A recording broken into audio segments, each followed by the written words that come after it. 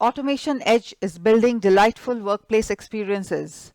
It is your perfect partner in your digital transformation journey for robotic process automation, that is RPA, and hyperautomation. You can automate your web or Windows applications using AutomationEdge GUI Automation. Hi, I'm Seema from AutomationEdge Professional Services. In this video, I will show you the basics of AutomationEdge GUI Automation, that is web scraping with GUI Spy toolbar to fetch web element attributes, and build a GUI automation RPA bot using the GUI Spy toolbar in Process Studio. We will create the AutomationEdge bot to fetch a single stock value from the Google Finance website. The steps to fetch a single stock value include navigating to the Google Finance website, entering a stock symbol in the search box and hit enter, and fetching the stock's value. Let us begin. I have my Process Studio open. Navigate to the Tools Spy menu and open GUI Spy. A pop-up appears. There is no active workflow. Do you want to create a new workflow? Click OK. Provide a workflow name. Say Google single stock value. Click OK. A GUI Spy pop-up window appears. Currently we are interested only in the web mode, so uncheck the Windows mode. In the URL, specify the Google Finance website. Click Go.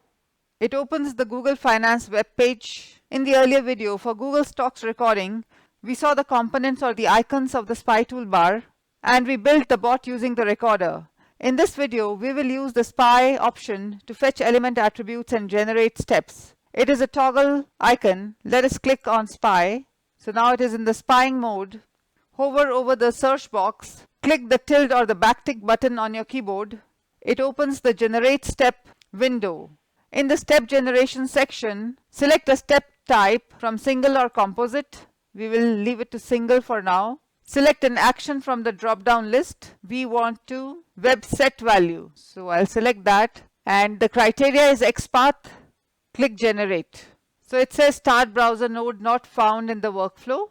Do you want to add it now? So let's click OK. So the step is generated, as you can see in the Process Studio. Now let us continue spying. Let me physically type a stock symbol in the search box, say NASDAQ Google, and I want to press enter. However, for press enter, the step to use is web click, which has a press enter option. So let us select web click, and we want to use the XPath criteria. Click generate. So now you can see a web click in Process Studio.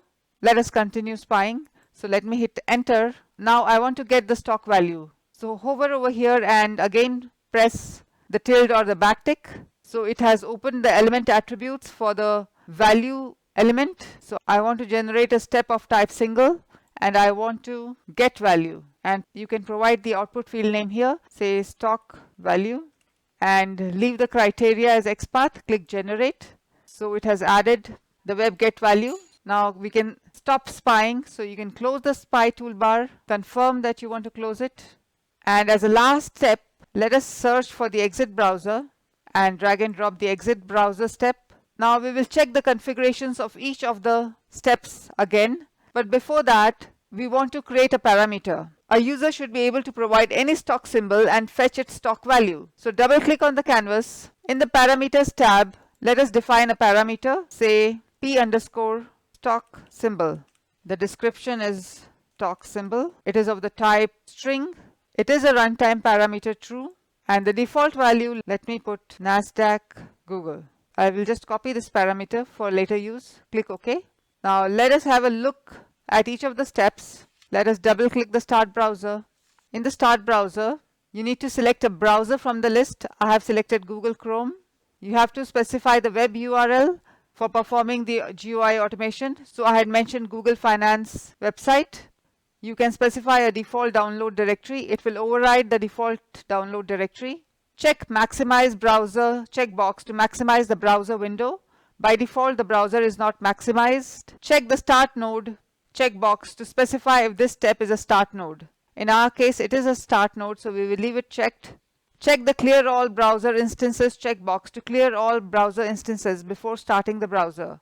Clear All Browser Instances option is also available in the Process Studio Tools menu. When you run a GUI automation workflow from Process Studio, the entire browser session does not close implicitly. Leaving the browser open even when there is an error during development and the browser is manually or abnormally terminated, you must clear the browser driver instance before starting a new browser session. So leave it checked.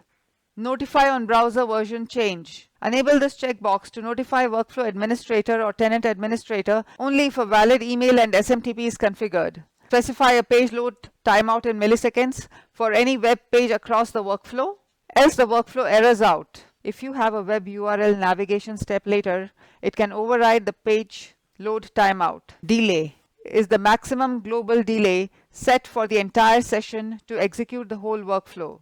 Let me provide a value. In the retry count field, you can set the retry count number to use globally in all steps of GUI automation for retrying on error. Whenever the execution of the GUI automation step ends with an error, it will retry the execution number of times specified in the start browser. Or you can use the web set retry count step to change the retry count for some steps if required. Let us click OK. In the web set value, we want to set the value of the stock symbol. In the text field, there are three ways you can provide the text value. You can directly provide the stock symbol or hard code it in the text field, or directly enter the parameter we defined in the workflow, p_stock symbol, by appending it with a dollar and putting it in curly braces. Or thirdly, you can select a field from the drop-down list. We will adopt the third method. Now, to get the parameter we defined in the workflow as a field in the workflow, we will have to use the get variable step. So let us do that. For now, let me cancel this. Search for the get variable step, and I will insert it between the start browser and the web set value. Now double click the get variables, and if I click on get variables, it will bring a long list of variables including internal variables. So I'll go to the variable and simply type control space and look for the parameter stock symbol. You can give it a user-friendly name, say stock symbol, click OK. So now we have brought the parameter as a field in the workflow. Now again, let us go to web set value. Now click on the drop down and you can see that the stock symbol is available. So in this way, we will be able to provide dynamic stock symbol that the user provides. Click OK. Let us check the next step, that is web click. If you remember, we need to press enter in the search box. However, for press enter, we configured the web click step, and now we will change the option to press enter. Click OK. And in the web get value, let us check the output field name, which is stock value. Click OK. And an exit browser. Let us save the workflow. Let us rename the steps with a step abbreviation and a more appropriate description. I have renamed the steps. Additionally, if you want to publish this workflow on AutomationEdge UI portal and want to see the stock value in the result execution, then you need to add the set workflow results step in the end. I have added a set workflow results step between the web get value and the exit browser steps. Let me show you the configurations.